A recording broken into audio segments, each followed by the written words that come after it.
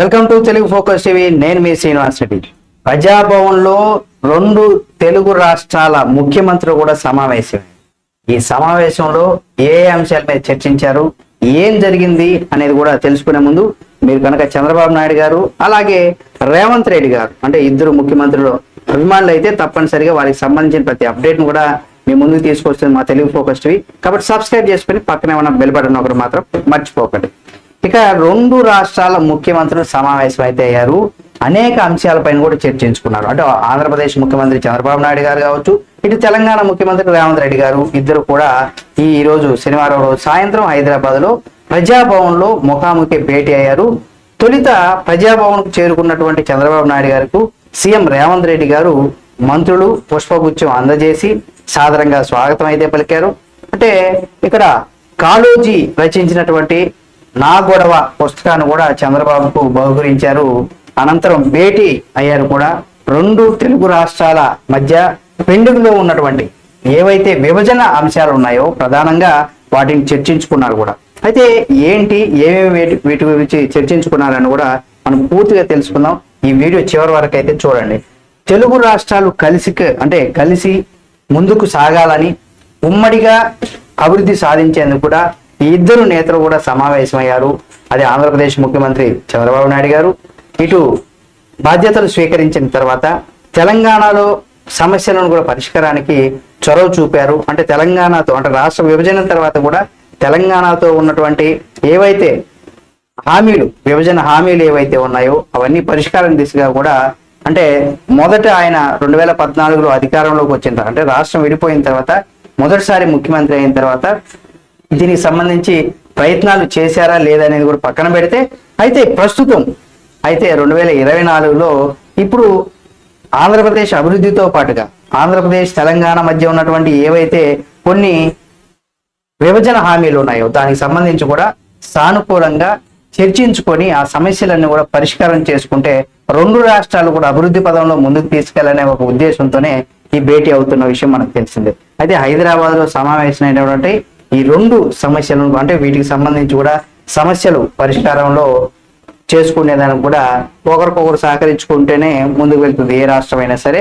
ఆ విధంగా ఈ భేటీ దీనికి ఎంతగానో ఉపయోగపడుతుందని కూడా చెప్పుకోవచ్చు. అందుకే తెలంగాణ ముఖ్యమంత్రి రేవంత్ రెడ్డి గారు కూడా ఆయన చంద్రబాబు నాయుడు గారు లేఖ రాశారు. దీనికి ఆయన కూడా సానుకూలంగా స్పందించి ఆయన కూడా లేఖ రాయడం జరిగింది. ఇద్దరు నేతలు కూడా భేటీ అయ్యారు ఈ రోజు. అయితే ఈ సమావేశంలో రెండు రాష్ట్రాల ప్రభుత్వం ప్రధాన కార్యదర్శులు అలాగే నీరబ్ కుమార్ ప్రసాద్ అలాగే శాంతి కుమారి పాల్గొన్నారు.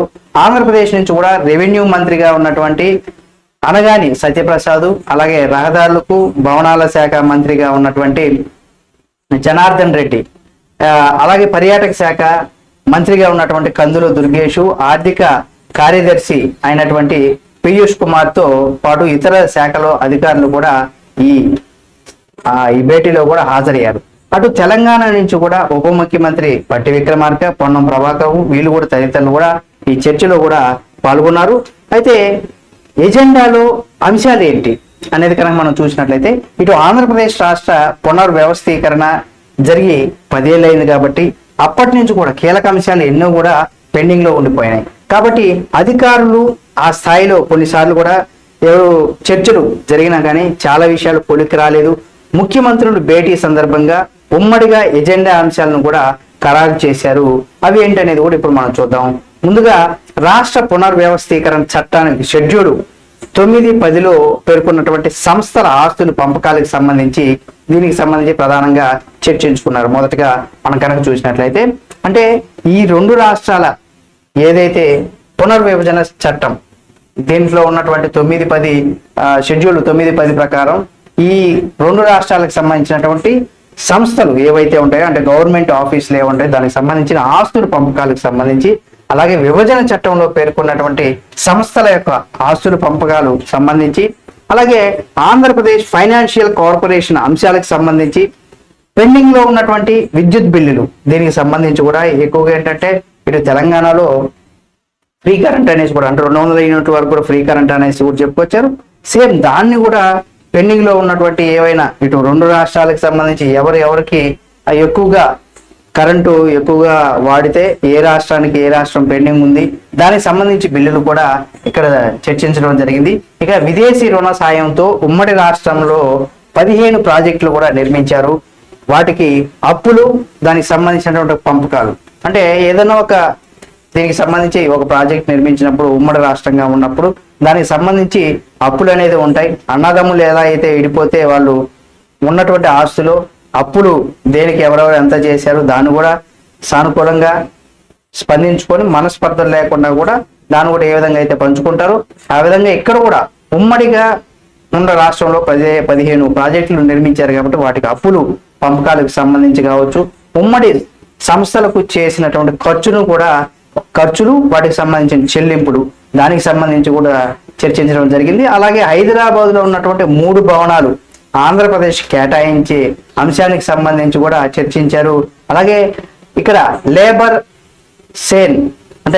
లేబర్ సెస్ పంపకాలకు సంబంధించి కూడా ఇక్కడ దానికి సంబంధించినటువంటి లేబర్ సంబంధించినటువంటి పంపకాలకు సంబంధించి, అలాగా ఉద్యోగుల విభజన అంశాలు, అంటే ఉద్యోగులు ఎప్పుడైతే రాష్ట్రం విడిపోయిన తర్వాత ఇక్కడి నుండి ఏ రాష్ట్రాల్లో, అంటే ఆ రాష్ట్రంలో ఉన్నటువంటి చాలా మంది ప్రభుత్వ ఉద్యోగులు ఎవరైతే ఉంటారో ఆ రాష్ట్రంలోకి వెళ్ళి పనిచేయాలని, ఎందుకంటే తెలంగాణ ఉద్యమం అనేది కూడా నా నీళ్లు నా నిధులు నా ఉద్యోగాలు అనే దీనికి సంబంధించి వచ్చింది కాబట్టి దాన్ని సానుకూలంగా రాష్ట్రం విడిపోయింది, అలాగే ఉద్యోగులు కూడా ఆ విధంగానే వెళ్ళిపోయారు ఆ రాష్ట్రంలో ఉండి పని చేసుకోవడానికి.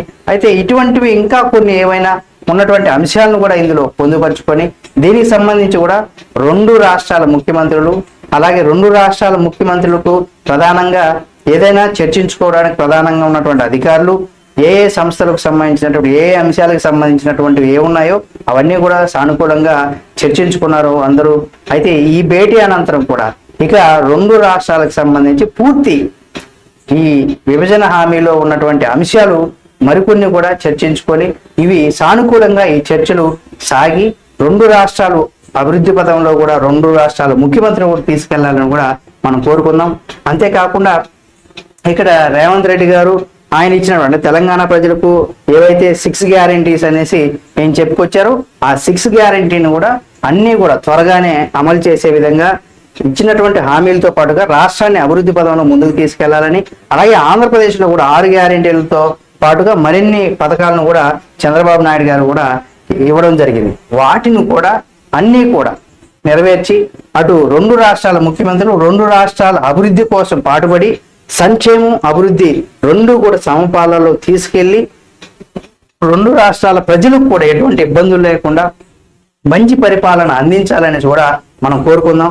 అలాగే ఈ వీడియో మీకు నచ్చినట్లయితే లైక్ చేయండి. తప్పనిసరిగా రేవంత్ రెడ్డి గారికి సంబంధించి కావచ్చు లేదా చంద్రబాబు నాయుడు గారికి సంబంధించి ప్రతి వీడియో కూడా ప్రతి అప్డేట్ కూడా మేము ముందుకు తీసుకొస్తుంది మా తెలుగు ఫోకస్ టీవీ. కాబట్టి మా ఛానల్ని సబ్స్క్రైబ్ చేసుకొని పక్కనే ఉన్నటువంటి బెల్ బటన్ నొక్కడం ద్వారా మా లేటెస్ట్ అప్డేట్స్ అన్ని కూడా మీకు రావడం జరిగింది. తప్పనిసరిగా మీరు ఈ వీడియోని లైక్ చేసి షేర్ చేసి కామెంట్ చేయండి.